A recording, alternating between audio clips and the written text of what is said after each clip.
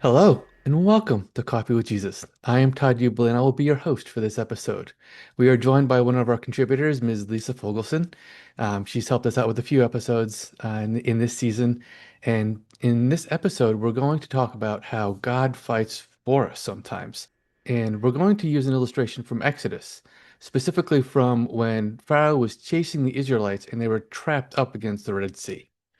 So, Lisa, thank you so much for joining us again. It's always great to do these episodes with you and to collaborate with you on episodes of our podcast. So, tell us a little bit about the background of the situation where the Israelites were being chased and found themselves trapped. So we're in Exodus 14, and basically we've just seen the miracles of leaving Egypt. That there's been the death of the firstborn and the plague of the firstborn and the night of Passover itself, and now the Israelites have left Egypt, but you know, little did they know their GPS has brought them right up against the Red Sea, which doesn't seem problematic. It's not such a big sea, but all of a sudden they become aware that Pharaoh's had a change of heart once again, and his armies are pursuing them. We're on Exodus chapter 14, verse 10. Let's do that in order. Verse 10 in the Jewish scriptures actually matches verse 10 in ours as well. Sometimes the verses don't quite match up between the Jewish scriptures and the Christian Old Testament. So I just want to let people know who are following along that verse 10 is also verse 10. So please let's go ahead and we'll get started with that. Perfect. As Pharaoh drew near, the Israelites caught sight of the Egyptians advancing upon them. Greatly frightened, the Israelites cried out to God. And then they said to Moses, and this is like the start of Jewish humor. Were there not enough graves in Egypt that you brought us to die in the wilderness? What have you done to us, taking us out of Egypt? Is this not the very thing we told you in Egypt, saying, let us be, we'll serve the Egyptians? It's better for us to serve the Egyptians than to die in the wilderness. And Moses says to the people, have no fear, stand by and witness the deliverance which God will work for you today. For the Egyptians whom you see today, you will never see again. God will battle for you, hold your peace. Which is an incredible statement that the Israelites are coming forward with this complaint where there are not enough graves in Egypt. And Moses says, hey, who do you think you're dealing with? This is God. Just calm down and let God work his wonders. And the very next line is the clincher for me, that God says to Moses, why are you crying out to me? Tell the Israelites, go forward.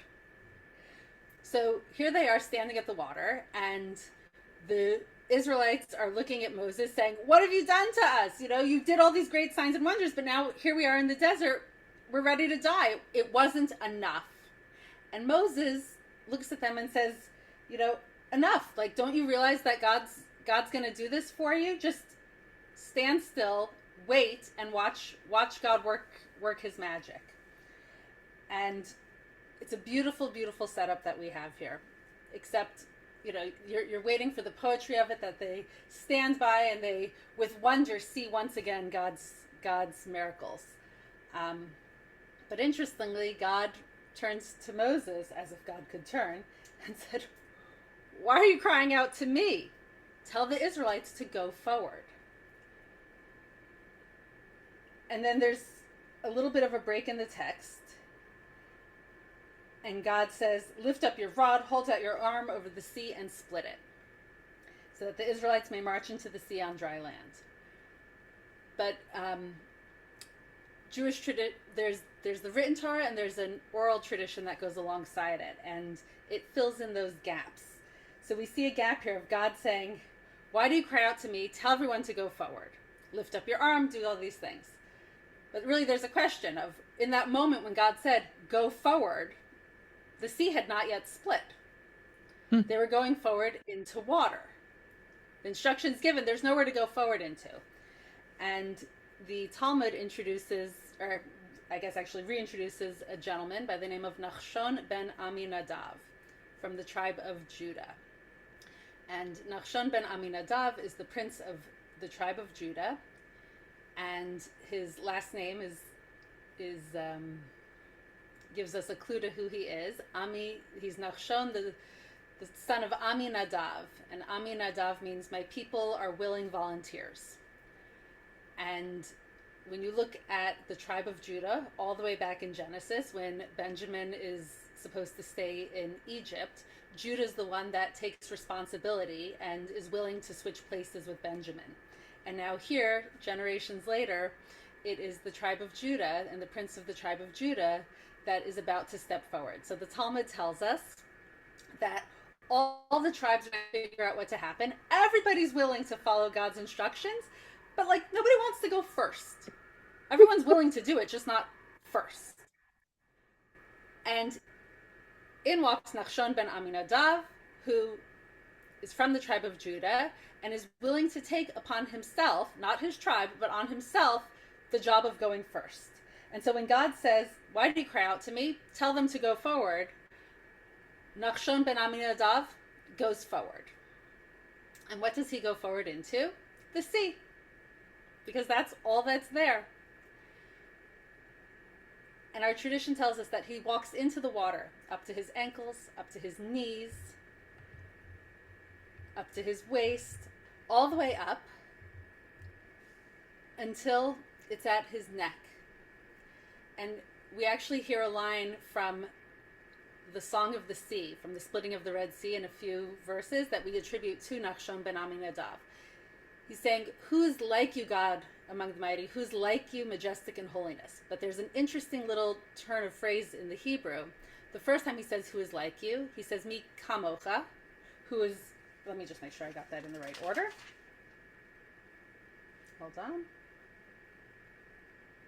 Sorry.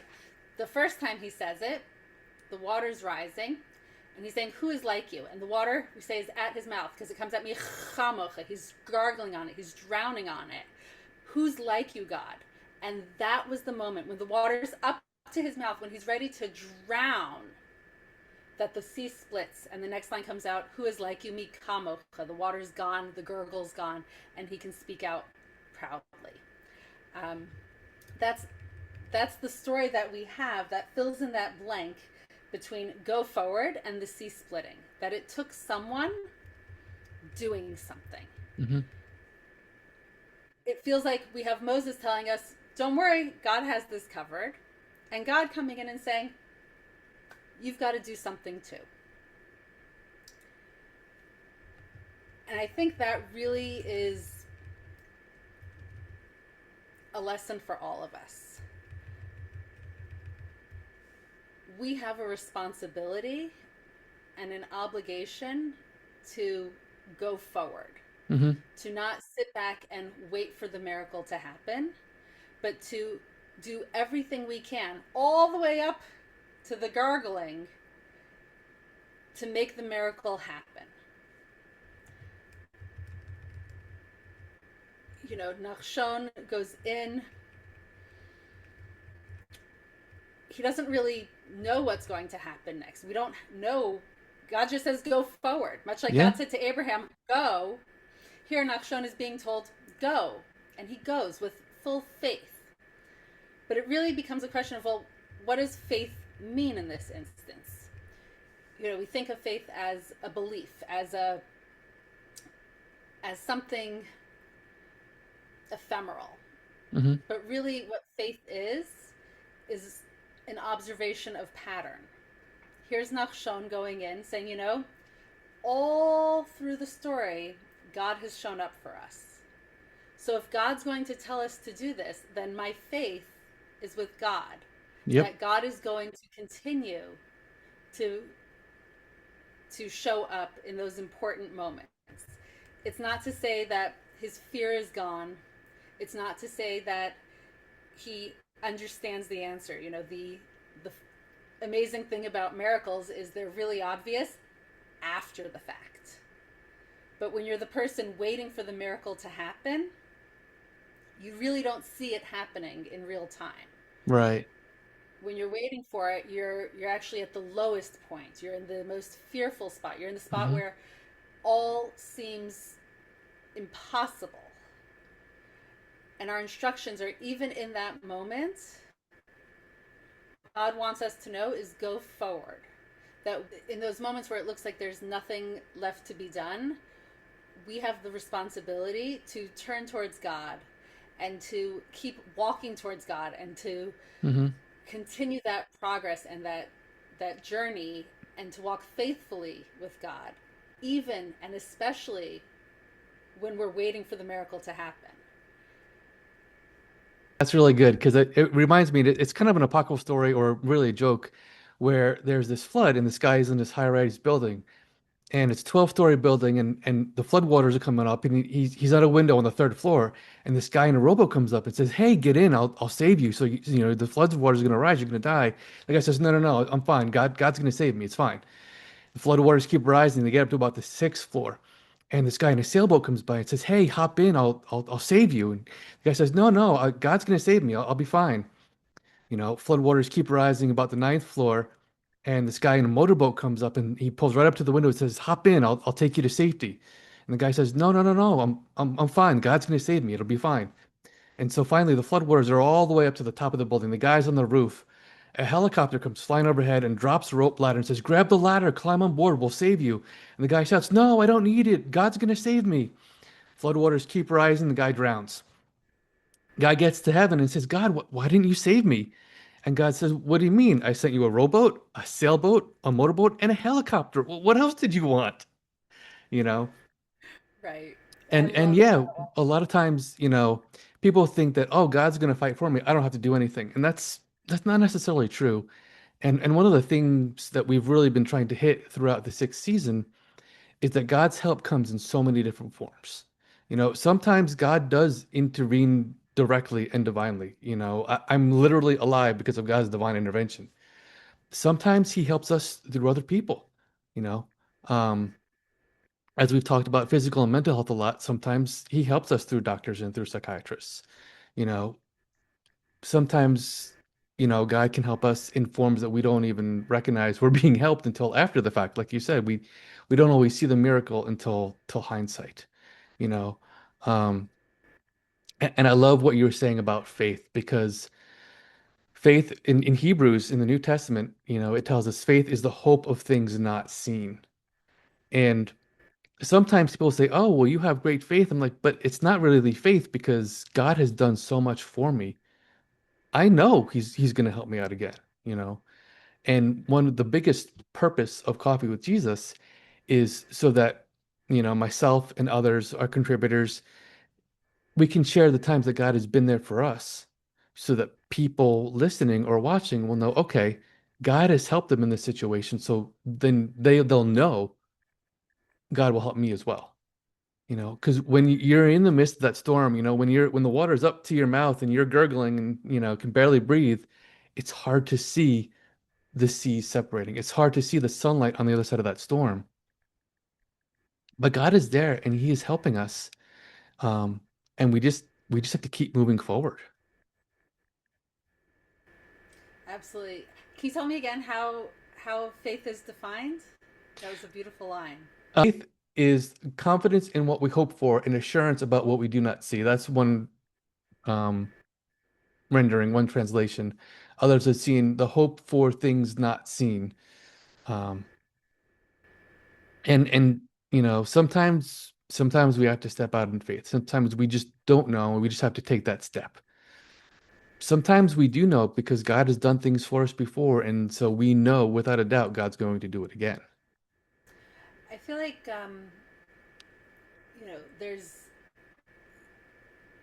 there's a faith that's built on patterns. God has been reliable and continues to be reliable. When Uh, when when Moses hits the rock,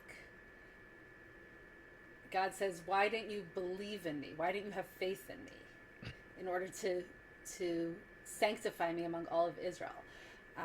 He uses the same terms in another place that it's about, I've established my patterns. Why aren't you allowing them to come through?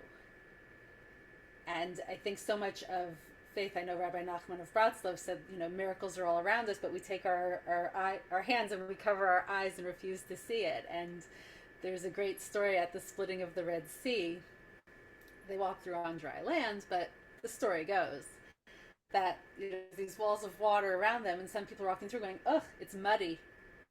Can you believe how muddy it is? Ugh, it smells like fish. Yuck. And they miss the miracle of the walls of water around them, the fact that Hmm. they're walking through. They miss it completely in their own complaints. Were there not enough graves in Egypt to bury us there? We had to walk all the way out here so we could die in the wilderness. But if the generation that left Egypt could complain like that, and we see it again at the spies, and that's where they really received the consequence of Hmm. those complaints, of not being willing to believe that God's capable. When God almost sees for himself that they're forever going to be slaves, and it's the new generation that's raised under the wilderness with full exposure to God's miracles as their default, that we see the generation that merits getting to return to the land of Israel. That they couldn't be held back by this idea that Egypt was coming for them. I think you see that in modern society too. David Ben Gurion, the first prime minister of Israel, Hmm. said a Jew who doesn't believe in miracles is not a realist.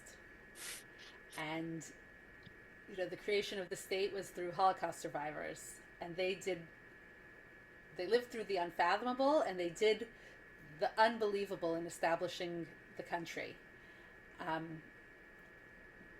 But this generation is able to stand so strong in the face of evil and rely on God's miracles at every turn with planning and ingenuity. You look at like the Hezbollah beeper project. That was the IDF's Hezbollah beeper explosion. Hmm. That was years and years and years in the making. When someone thought of it, they didn't know how they were going to use it. But it was years and years and years in the making. And voila, it happened. Every single person involved said it was a miracle. Like, even with all the planning, even with all the everything that went into it, the years and the coordination, the fact that it worked was a miracle. And when you look at the targeted assassinations of the pagers, of Hezbollah pagers, the last time you had that level of targeted assassination on such a grand scale was really the death of the firstborn in Egypt. And so, of course, to the Israeli, it's a miracle. Hmm. When Iran sends over, however many Hundreds and hundreds. ballistic missiles in 2024, and they all get shot down, it's a miracle. So much so that even now, in the midst of a war, when things have landed, when there has been destruction, when there has been casualties, we're still able to say the scale is still miraculous. Hmm. But we still have our obligation to build the Iron Dome, to consign into the to have a mandatory IDF, to defend ourselves, to do all the things that we as people can do in order to protect ourselves, and hope that God's going to step in the in between. And not just the things that we need to do to protect ourselves, but when God says go, when God says travel, it's not just for yourself. It's walk in my ways. Do the Hmm. things that I want from you in how you're doing these things. Follow the laws of war.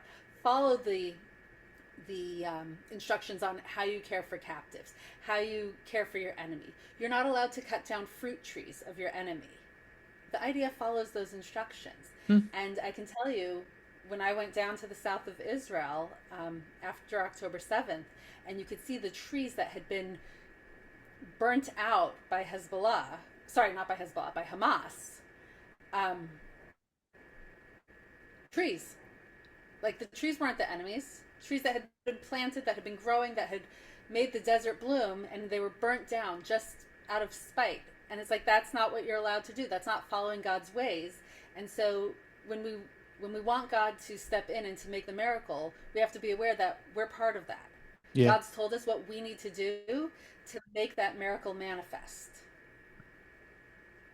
Yeah, no, absolutely. And it's, Go ahead. it's, and I think in a situation today, um, I think it's a good reminder. People have insurance, right? We've got health insurance, we've got auto insurance, we've got homeowners or renters insurance. You know, it's not that we don't trust God, but we have to do certain things. God will take care of us and he will help us in our times of trouble, but we have to step forward. Right, and he also sends the rowboat and the motorboat and the Yeah. helicopter, and God works through people. Where thank God we get to be instruments of God's love Yeah. to other people. Other people get to be it for us. It's a question of, do you recognize it with ego and hubris of like, oh, I did this for someone else, or that God gave me the opportunity to do this. The Hebrew Exactly. word for charity isn't charity at all. It's righteousness. That Oh, you wow. owe 10% of what you have Hmm. back into the system. That's righteousness. It wasn't yours in the first place. God's blessed you with bounty. It's not yours in the first place. The corners of the fields don't belong to you. You're stewarding them, but they're not yours. Okay. Yeah. Um, and to cultivate that and to understand that that's the system. In fact, the entire Passover Seder is based around the verses of bringing your first fruits to Jerusalem.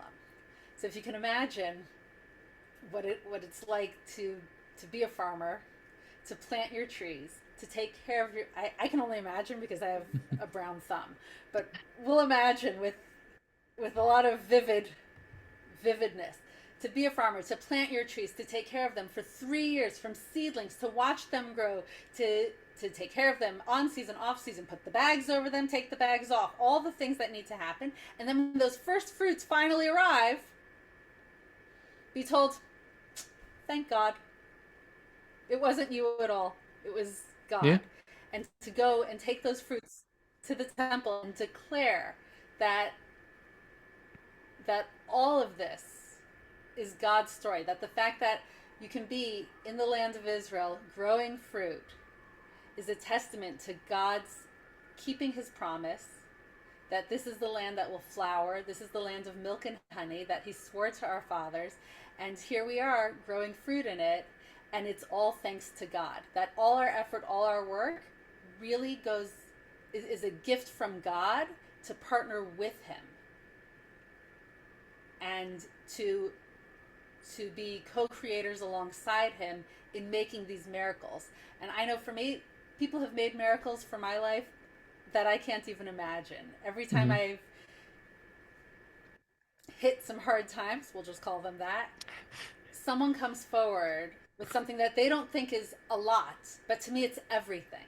Right. And those connections, that weaving of human relationship is God's doing. Hmm. And to be able to turn and see that as God's doing, to see that people are being used as instruments of God's love, of God's mercy, of God's kindness, and that we get to be both the recipients of it and the givers of it. Yeah. And I feel like this verse in Exodus of go forward really is God saying, don't cry out to me, do what you can. Do what you can. You're free.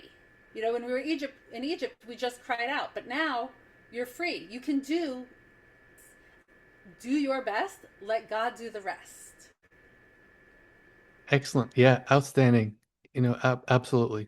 Absolutely. Um, Lisa, thank you again for joining us. It's always great to collaborate with you. Um, It's a Ladies and pleasure. gentlemen, thank you always for watching. Thank you for listening, and may God bless each and every one of you.